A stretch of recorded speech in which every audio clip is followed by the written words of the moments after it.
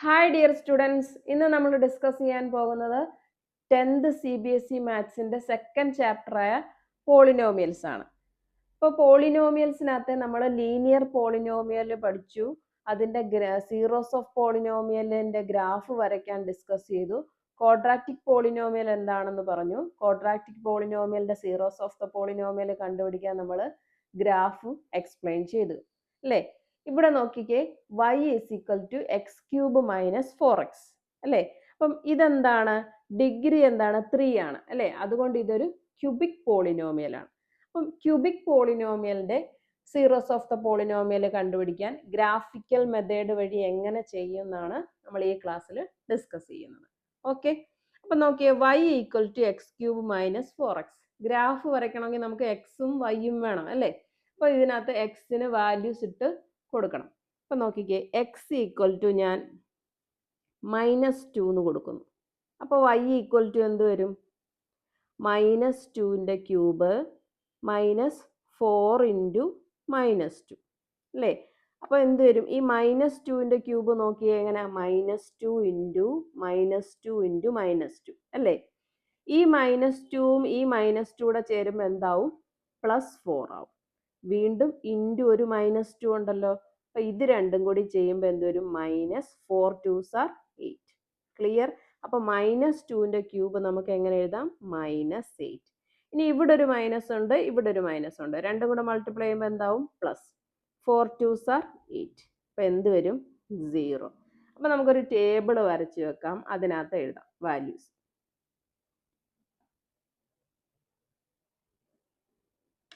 X y equal to X cube minus 4x. അപ്പം എക്സിന് നമ്മൾ എന്ത് വാല്യൂ കൊടുത്തു? -2 കൊടുത്തു. അപ്പം നമുക്ക് y എന്ത് കിട്ടി? 0 കിട്ടി. ഇനി എക്സിന് ഞാൻ -1 കൊടുക്കുന്നു. -1 കൊടുത്ത് നോക്കിയേ, എക്സ് ഈക്വൽ ടു -1. y എന്ത് വരും? -1ൻ്റെ ക്യൂബ് -4 ഇൻറ്റു -1. ചെയ്തു നോക്കാം. -1ൻ്റെ ക്യൂബ് എന്ന് പറഞ്ഞാൽ -1 ഇൻറ്റു -1 ഇൻറ്റു -1. ദാറ്റ് ഈസ് ഇതെന്ത് വരും? +1 ഇൻറ്റു -1. ദാറ്റ് ഈസ് എന്ത് വരും? -1. അപ്പം -1, ഈ മൈനസും പ്ലസ് കൂടെ ആകുമ്പോൾ എന്താവും? പ്ലസ് ആവും. 4 1s are 4. അപ്പം ഇതെങ്ങനെ ചെയ്യും? 4ഉം -1ഉം സബ്സ്ട്രാക്ട് ചെയ്തിട്ട് വലിയ നമ്പറിന്റെ സൈൻ കൊടുക്കണം അല്ലേ. അപ്പോൾ 4ൽ നിന്ന് 1 പോയാൽ 3, വലിയ നമ്പറിന്റെ സൈൻ പ്ലസ് ആണ്. അപ്പോൾ -1 കൊടുക്കുമ്പോൾ നമുക്ക് y എന്ത് കിട്ടും? 3 കിട്ടും. ഓക്കെ, ക്ലിയർ ആണല്ലോ. ഇനി 0 കൊടുത്തു നോക്കുന്നു, എന്ത് കിട്ടും നോക്കിയേ. X equal to 0. y എന്ത് വരും? 0 ക്യൂബ് -4 ഇൻറ്റു 0. ദാറ്റ് ഈസ് എന്ത് വരും? 0. അപ്പൊ എക്സ് 0 ആണെങ്കിൽ വൈയും എന്തായിരിക്കും? 0 ആയിരിക്കും വരുന്നത്. ഓക്കെ, നെക്സ്റ്റ് എക്സിന് ഞാൻ 1 എന്ന് കൊടുക്കുന്നു. X is equal to 1. അപ്പോൾ വൈ എന്ത് വരും? 1 ക്യൂബ് -4 ഇൻറ്റു 1. That is 1 -4. അപ്പോൾ ഇതെന്ത് ചെയ്യും? സബ്സ്ട്രാക്ട് ചെയ്തിട്ട് വലിയ നമ്പറിന്റെ സൈൻ കൊടുക്കും അല്ലേ. അപ്പോൾ 4 -1 എന്ത് വരും? 3. വലിയ നമ്പറിന്റെ സൈൻ നെഗറ്റീവ് ആയതുകൊണ്ട് -3. അപ്പം 1 വരുമ്പോൾ നമുക്ക് -3 വരും. ഇനി 2 കൊടുത്തു നോക്കാം എക്സിന്. X is equal to 2. X 2 വന്നു കഴിഞ്ഞാൽ നമുക്ക് എന്ത് ചെയ്യാം? എക്സ് 2 വരുമ്പം y എന്ത് വരും? 2 cube -4 into 2. That is 2 cube എന്താ? 8. -4 2s are 8. 8 - 8 എന്ത് വരും? 0. അപ്പം 2 കൊടുക്കുമ്പോൾ y എന്ത് വരും? 0. ഓക്കെ, ക്ലിയർ ആയല്ലോ. അപ്പം ഇത്രയും വാല്യൂസ് വെച്ചിട്ട് നമുക്ക് ഗ്രാഫ് ഒന്ന് വരച്ചു നോക്കാം. വാല്യൂസ് ഞാൻ ഇങ്ങോട്ടൊന്ന് എഴുതിയിട്ടുണ്ട്. ഇനി ഗ്രാഫിന്റെ ഇത് നമ്മുടെ എക്സ് ആക്സിസ്, ഇത് നമ്മുടെ എക്സ് ഡാഷ്. ഇവിടുന്ന് മുകളിലോട്ട് y, താഴോട്ട് y ഡാഷ്. ഇനി ഇവിടുന്ന് ഇങ്ങോട്ട് എന്ത് വരും? 0 1 2 3 4 5 പോസിറ്റീവ്, ഇവിടുന്ന് മുകളിലോട്ടും പോസിറ്റീവ്, ഇവിടുന്ന് ഇങ്ങോട്ട് നെഗറ്റീവ്, ഇവിടുന്ന് താഴോട്ടും നെഗറ്റീവ്. ഓക്കെ, ഇനി നമുക്ക് ഓരോ വാല്യൂസ് വെച്ചിട്ട് വരച്ചു നോക്കാം. X minus two. X minus two എന്ന് പറഞ്ഞാൽ എക്സ് ദേ ഇതല്ലേ, അപ്പം ഈ മൈനസ് ടു എന്ന് പറയുന്നത് ദേ ഇവിടെ. എക്സ് മൈനസ് ടു ആയപ്പോൾ വൈ എന്താണ്? 0. അപ്പോൾ ദേ ഇവിടെ തന്നെ ആ പോയിന്റ് വരും അല്ലേ. അപ്പം നമുക്കൊന്ന് എഴുതി നോക്കാം. -2 0. ഇനി എന്ത് വരും? എക്സിന് -1 ദേ ഇവിടെ. എക്സ് -1 വരുമ്പോൾ വൈ എന്ത് വരും? 3 വരും അല്ലേ. y 3 എവിടാ പോസിറ്റീവ് വരുന്നത്? 1 2 3. അപ്പം ഇവിടെ. അപ്പം നമുക്ക് എങ്ങനെ എഴുതാം? -1 3. ഇനി എക്സ് 0 വരുമ്പം y 0. അത് ഈ പോയിന്റ് ഇവിടെ തന്നെ മാർക്ക് ചെയ്യാം. ക്ലിയർ? ഇനി x1 എന്ന് പറയുമ്പോൾ ദേ ഇവിടെ. y എന്ത് വരും? -3. -3 എവിടാണ് വരുന്നത്? ദേ ഇവിടെ അല്ലേ.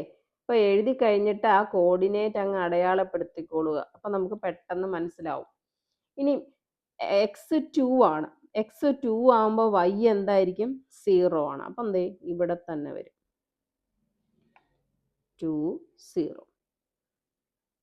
എങ്ങനെ അടയാളപ്പെടുത്തിയെന്ന് മനസ്സിലായോ? ഇനി നമ്മൾ എന്ത് ചെയ്യുമെന്നറിയാമോ? ഈ പോയിന്റ്സ് എല്ലാം കൂടി അങ്ങ് യോജിപ്പിക്കും. ഇവിടെ നിന്ന് ഇങ്ങനെ വന്നിട്ട് ഇവിടെ കഴിഞ്ഞിട്ട് തേർഡ് പോയിന്റ് ദേ ഇങ്ങനെ ഇങ്ങോട്ടാണ് വന്നത് അല്ലേ.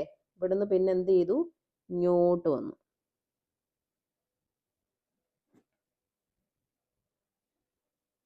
ഈ പോയിന്റ് വന്നിട്ട് പിന്നെ ഇങ്ങോട്ട് പോയി, മുകളിലോട്ട് പോയി അല്ലേ. അപ്പം മുകളിലോട്ട്.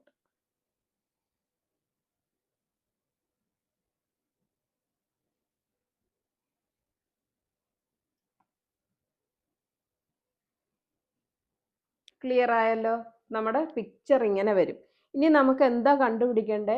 സീറോസ് ഓഫ് ദ പോളിനോമിയൽ കണ്ടുപിടിക്കണം അല്ലേ. സീറോസ് ഓഫ് ദ പോളിനോമിയൽ കണ്ടുപിടിക്കേണ്ടത് എങ്ങനെയാ? നമ്മൾ കഴിഞ്ഞ ക്ലാസ്സിൽ ഡിസ്കസ് ചെയ്തായിരുന്നു അല്ലേ. എക്സ് ആക്സിസിൽ വരുന്ന പോയിന്റുകൾ ഏതൊക്കെയാ? ഇവിടെ ദേ ഒരു പോയിന്റ് ഉണ്ട്, ഇവിടെ ഒരു പോയിന്റ് ഉണ്ട്, ഇവിടെ ഒരു പോയിന്റ് ഉണ്ട്. അപ്പൊ എത്ര സീറോസ് വന്നു നമുക്ക്? സീറോസ് എത്ര വന്നു? 3 വന്നു. മനസ്സിലായോ? സീറോസ് ഓഫ് ദ പോളിനോമിയൽ എന്ന് പറഞ്ഞാൽ ഈ എക്സ് ആക്സിസിലായിരിക്കണം, പിന്നെ അവിടുത്തെ y 0 ആയിരിക്കണം. അപ്പൊ നമുക്ക് ഒരു ക്യൂബിക് പോളിനോമിയലിന്റെ എത്ര സീറോസ് കിട്ടി? 3 സീറോസ് വന്നു അല്ലേ. അപ്പൊ എന്താണ്? ഒരു അറ്റ്മോസ്റ്റ് 3 സീറോസ് വരും ക്യൂബിക് പോളിനോമിയലിന്. മനസ്സിലായോ? ക്ലിയർ ആയാലോ? അങ്ങനെയാണെങ്കിൽ നമുക്ക് നെക്സ്റ്റ് എക്സാമ്പിൾ ചെയ്തു നോക്കാം. പേജ് നമ്പർ 17 എക്സാമ്പിൾ 1 ക്വസ്റ്റ്യൻ ആണ് നമ്മളിവിടെ ചെയ്യാൻ പോകുന്നത്. Question: look at the graphs given below. Each is the graph of y equal to p of x, where p of x is a polynomial. For each of the graphs, find the number of zeros of p of x. അല്ലേ. അപ്പം നമുക്ക് കുറച്ച് പിക്ചറുകൾ തന്നിട്ടുണ്ട്. അവിടുത്തെ എന്ത് കണ്ടുപിടിക്കണം? Number of zeros കണ്ടുപിടിക്കണം. Number of zeros കണ്ടുപിടിക്കാൻ നമ്മൾ എന്തായിരുന്നു? എക്സ് ആക്സിസിൽ കൂട്ടിമുട്ടുന്ന പോയിന്റ്, അവിടുത്തെ y എന്തായിരിക്കണം? 0 ആയിരിക്കണം. അങ്ങനെ വരുന്ന വെച്ചിട്ടാണ് നമ്മൾ നമ്പർ ഓഫ് സീറോസ് കണ്ടുപിടിക്കുന്നത്. നോക്കിക്കേ, ഫസ്റ്റ് പിക്ചർ ഇത് ഇങ്ങനെ പോയിരിക്കുകയാണ് അല്ലേ. അപ്പൊ നമ്മുടെ എക്സ് ആക്സിസിൽ കട്ട് ചെയ്യുന്ന പോയിന്റ് എത്ര ഉണ്ട്? ഒരെണ്ണം അല്ലേ. അപ്പൊ ഇവിടുത്തെ നമ്പർ ഓഫ് സീറോസ് എന്താണ്? ഒരെണ്ണം അല്ലേ. ഒരെണ്ണേ വന്നുള്ളൂ. ഇനി സെക്കൻഡ് പിക്ചർ നോക്കിയേ. ഇവിടെ എക്സ് ആക്സിസിൽ എത്ര പോയിന്റ് ഉണ്ട്? ഇവിടെ ഒരെണ്ണം ഉണ്ട്, ഇവിടെ ഒരെണ്ണം ഉണ്ട് അല്ലേ. അപ്പൊ സീറോസ് എത്ര ഉണ്ട് നമുക്ക്? 2. മനസ്സിലായോ? സിമ്പിൾ കാര്യമാണ്. എക്സ് ആക്സിസിലും കട്ട് ചെയ്യുന്ന പോയിന്റ് നോക്കിയാൽ മതി. അവിടെ y എന്തായിരിക്കും? 0 ആയിരിക്കും. ഇനി തേർഡ് പിക്ചർ നോക്കിയേ. ഇവിടെ ഒരെണ്ണം ഉണ്ട്, ഇവിടെ ഒരെണ്ണം ഉണ്ട്, ഇവിടെ ഒരെണ്ണം ഉണ്ട്. അപ്പൊ സീറോസ് എത്രയായി? 3.